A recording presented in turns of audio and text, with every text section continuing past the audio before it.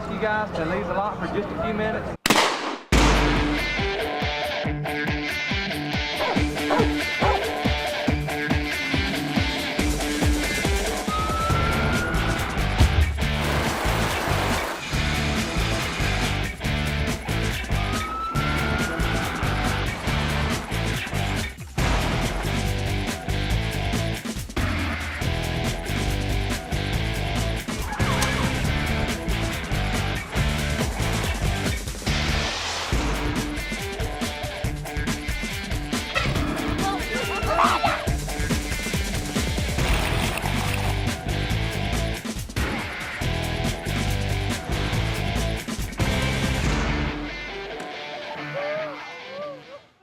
Live in Bradley County, kicking off our team coverage. Kimberly?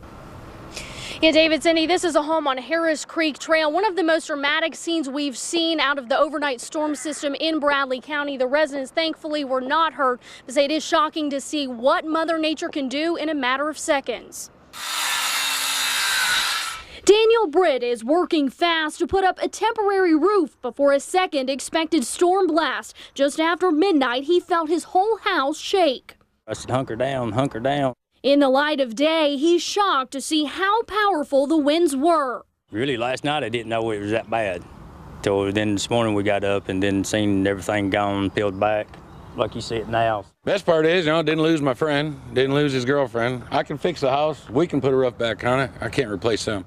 No injuries were reported, but some downed trees and power lines are scattered throughout Bradley County. And then we heard the bang and heard the tree hit the house. Large limbs did thousands of dollars in damage to Melinda Nicodemus's cars northwest of Cleveland. We're pretty sure got hit by lightning.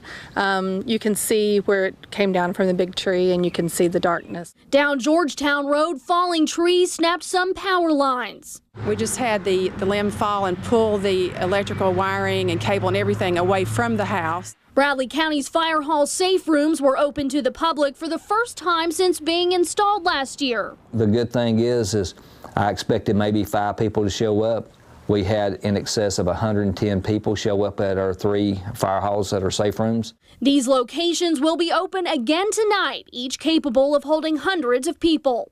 Heavy winds come, the tornadoes, that's when you have to take the action. So you need to know what your plan is. No other Bradley County homes reported significant damage to the 911 center. Mr. Britt says he's just thankful the trees fell that direction and not into his house. Reporting live in Bradley County, Kimberly Barber, Channel 3 Eyewitness News. It still frequently hits us. About once a day it hits us.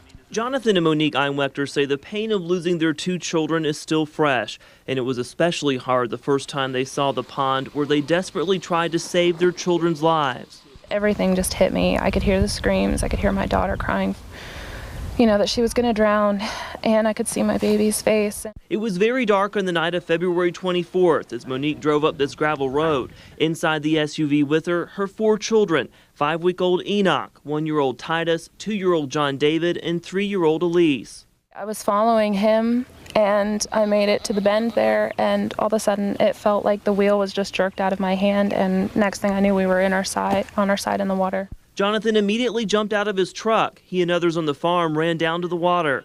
The children all started screaming, and I just laid into the horn, and I kept trying to talk to them, and it's going to be okay, it's going to be all right, Daddy will be here shortly.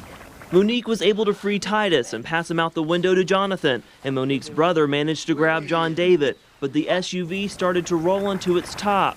It's just a sense of denial of reality. You can't believe that this is really happening, that 2 of your children are still stuck in the car, all the water, and I just kept thinking, if I keep trying, maybe we can get them out. In mere moments, Monique, Elise, and Enoch were underwater. At that point, I was just reflective. It's like, okay, I'm 24, and it's hard to believe this is all the chance that I get at life. It's over, and I just asked the Lord for peace, and at that point, things just kind of fade out. It was very helpless. Yeah, it's strange when you try to prioritize who you're going to save. Monique was pulled from the water and revived on the bank. Elise and Enoch were airlifted to the hospital, but didn't make it. They say in the midst of their great loss, they're still able to find comfort. We just need to trust that this is how it was. There's 100 things we wish we would have done differently that night that could have avoided it, but you know, we see lots of good coming out of it, and we know the Lord did plan this, and that our 2 children, they're probably affecting more people in their short life than we will in our whole lifetime.